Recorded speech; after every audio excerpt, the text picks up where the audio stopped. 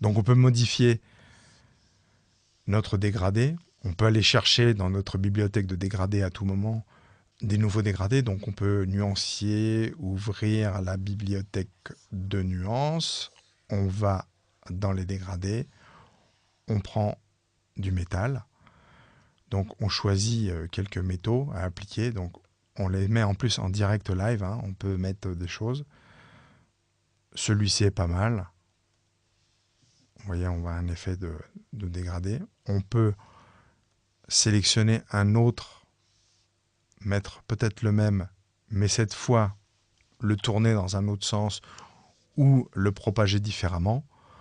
Alors ça, c'est dans les fonctionnalités, on va dire, quand vous découvrez Illustrator avec le dégradé radial et linéaire. Une fois que vous avez votre dégradé en place, vous pouvez travailler dessus. Donc il suffit de cliquer sur l'outil dégradé. Il apparaît aussi bien sur le dessin, et ça c'est depuis la version CS4, que dans votre onglet dégradé. Donc vous avez les deux mêmes dégradés, là ou là. L'avantage de le voir apparaître sur le dessin, c'est qu'on peut un peu le modifier. Donc là, vous voyez, je l'ai légèrement tourné. Je vais essayer d'en placer un autre, un légèrement différent. Donc il suffit de cliquer sur le carré là. Je vais prendre par exemple celui-là. Alors il est vraiment exagéré. Je vais travailler dessus. Donc peut-être supprimer la couleur du centre. Voilà, c'est pas mal. Alors comment je fais? Je reviens en arrière, CTRL Z. Si vous voulez supprimer la couleur d'un dégradé, vous la sélectionnez, vous tirez vers le bas et vous supprimez la couleur. Pareil, engendrer peut-être une petite rotation pour que ça soit sympa. Le déplacer légèrement. Voilà. En bas, on va essayer de faire la même chose. Utiliser, donc il suffit de sélectionner notre carré. Et je clique sur l'effet acier. Je le tourne encore un peu. Alors je peux bouger un peu les... On a possibilité de bouger ça, les couleurs sans aucun problème. De les faire se croiser. Après, c'est au choix. Donc celle-là, je vais la supprimer.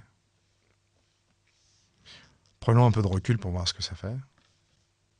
L'effet métal est assez sympa. On a vraiment des panneaux métallisés. On va continuer à faire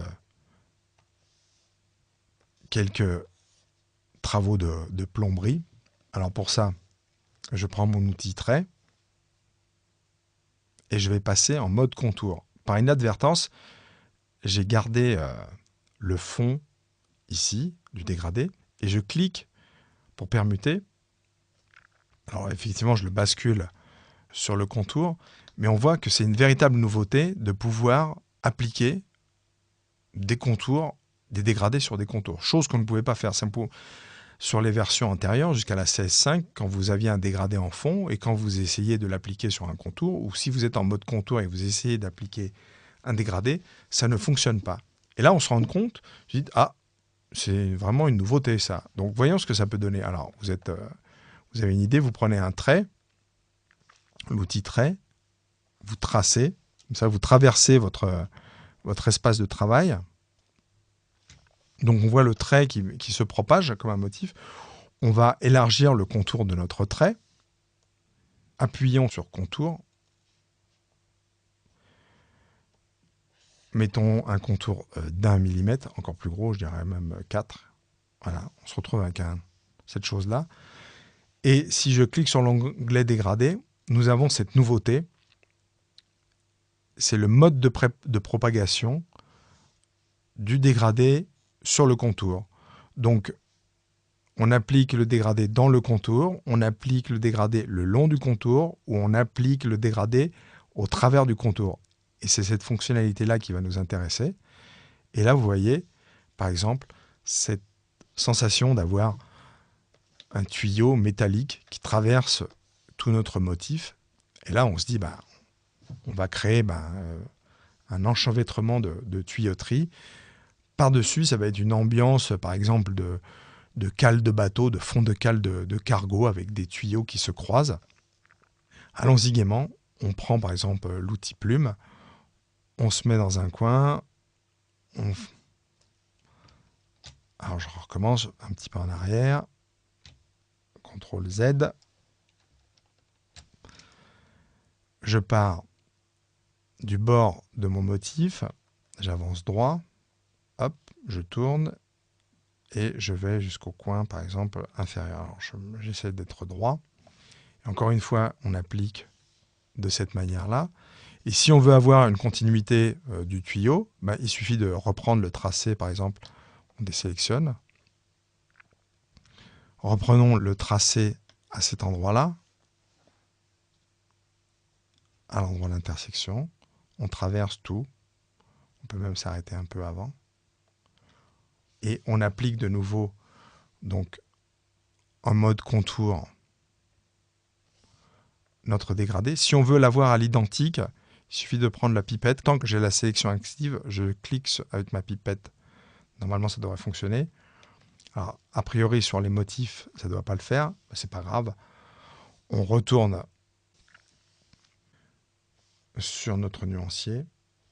On applique le bleu métallisé comme ça, avec un contour de 4 mm.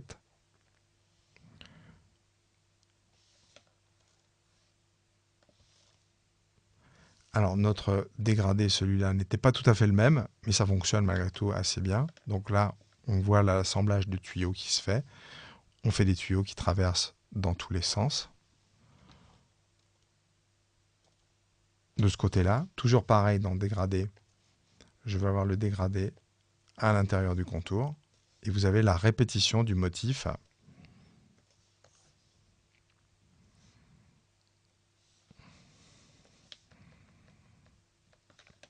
Et vu de loin, voilà, vous avez ce nouveau motif qui vient d'apparaître assez facilement avec ce nouveau module qui vous permet de travailler en temps réel la création de motifs.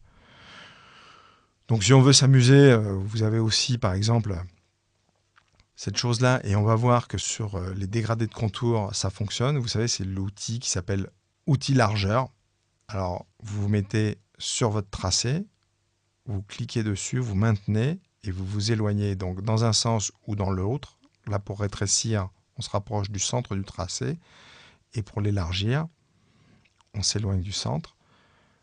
Je me déplace ici, je vais en créer un autre. Donc, je vais réduire justement l'étranglement. Voilà, ça fait une sorte d'hernie. Prenons un peu de recul pour voir ce que ça donne. On peut toujours déplacer ces points qu'on a créés. Il suffit de les sélectionner et on les déplace sur la droite. Ça augmente la sensation de renflement de la tuyauterie. On sent qu'il y a de la pression là-dedans. Et voilà, on se retrouve avec un motif assez sympa. Donc on peut enregistrer cette copie, enregistrer une copie. Vous l'appelez motif tuyau. Avec un X, puisqu'il y en a beaucoup. On fait OK. Le motif qu'on va, OK. Et il vient d'apparaître ici. Et vous pouvez le réutiliser. On fait OK. Donc, si je quitte et si je crée une forme, une ellipse par exemple, avec un fond pour l'instant neutre, je crée une grande ellipse, alors sur mon calque, hop, et si je clique sur son nouveau motif, on voit que je peux l'appliquer. Donc ce nouveau module, double-clic, et à tout moment, on peut intervenir sur notre motif, le customiser, par exemple ici, je vais changer le dégradé, je vais en mettre un autre. Volontairement, je fais quelque chose d'assez marquant, et on voit, on revient en arrière, et c'est instantanément qu'on voit la modification du module. Ça, c'est un côté pratique, le côté interactif en temps réel sur le motif, chose qu'on ne pouvait pas faire dans les versions précédentes.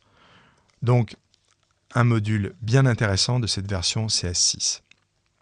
On va continuer justement, puisqu'on a vu ces fameux dégradés dans les contours. Ça nous donne des idées, justement, on a utilisé des déformations, et nous allons voir à quoi on va appliquer ces dégradés de contours et ces déformations dans le prochain exercice.